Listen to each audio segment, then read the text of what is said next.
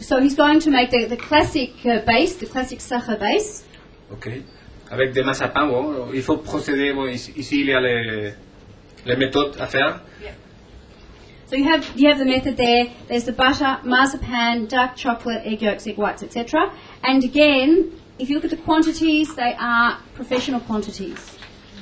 So he's just saying his advice to you would be to leave the first group of ingredients, the Sachertorte, as it is, and make a much larger quantity and freeze whatever you don't need. So it's exactly the same cream as he made in the previous recipe, but using a dark chocolate and therefore the need for the sugar.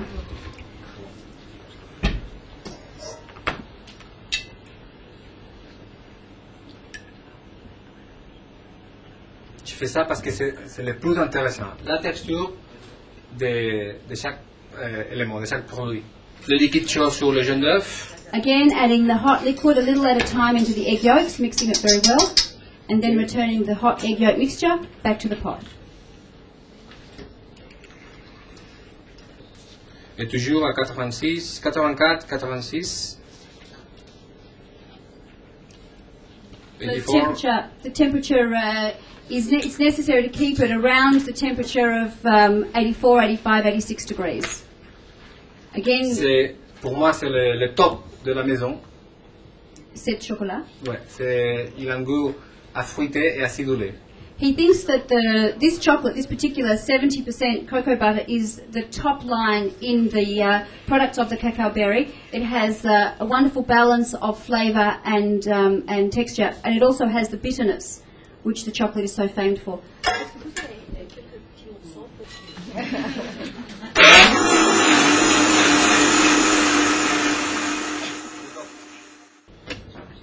Et maintenant, on met le martel cognac.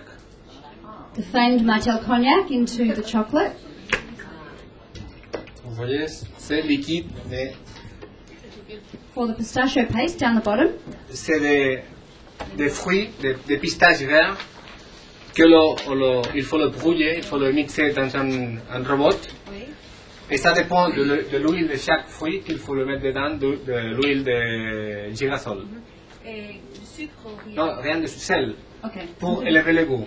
Okay, so the pistachio paste is made just from fresh green pistachio nuts. L'abricot gélifié. It's just cutting the apricot jelly.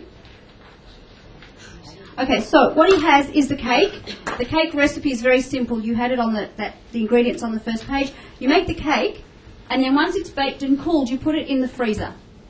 Okay, and you've got the cake frozen, and you leave it in the freezer until you're ready to serve. So you don't defrost it before you start to do what he's about to do. Okay, so about 20, 22 minutes in your own domestic ovens, perhaps up to 25. You'll just have to keep an eye on it. Okay. And 180 degrees. So he's given you the 220 degrees is for the big professional chef's tray that he would use, which is quite thin.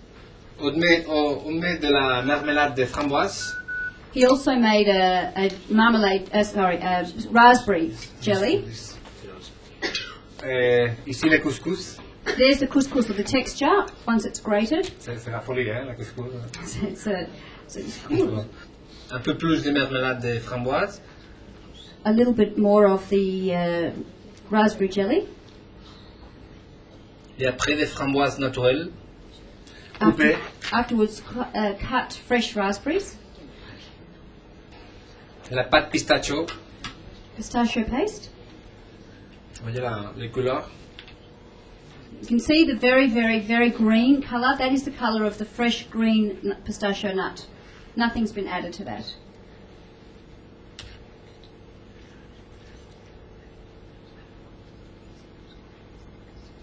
S'il y a des questions pour ça.